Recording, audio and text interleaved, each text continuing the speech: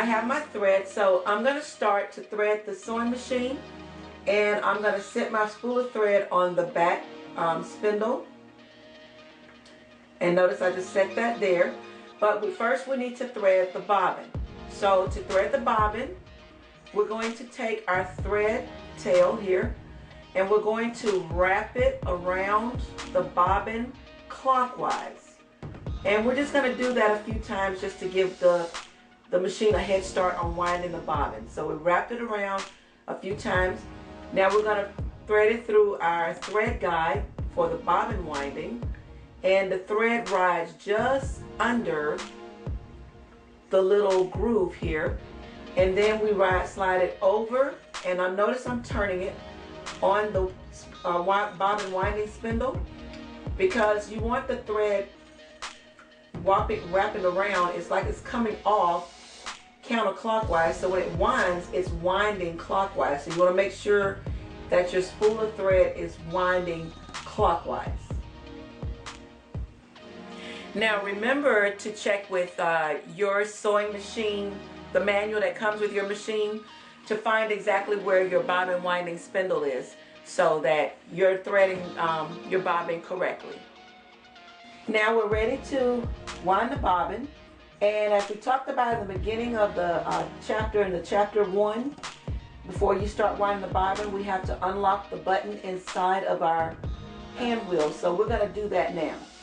Now we're going to unlock, slide the machine forward a little bit so you can see this, and I'm going to turn it. And like I said, on my machine, I have the two buttons, the button within the hand wheel. This is the button that unlocks my bobbin, for my bobbin to wind, so that the needle's not going up and down. Your machine may be different. Some machine, as we mentioned earlier, will automatically stop when you're winding the bobbin. But in my case, I have to stop it manually. So I'm gonna hold the hand wheel one direction, and I'm gonna unscrew this knot, this little knob, inside the machine here. So when I unscrew that knob, it's loose now, so it'll give me an opportunity to wind my bobbin without my needle going up and down.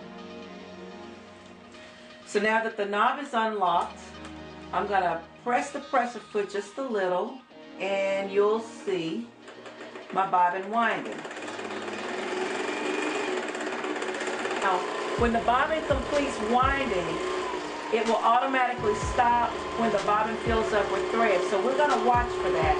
It'll continue to wind until it is completely full.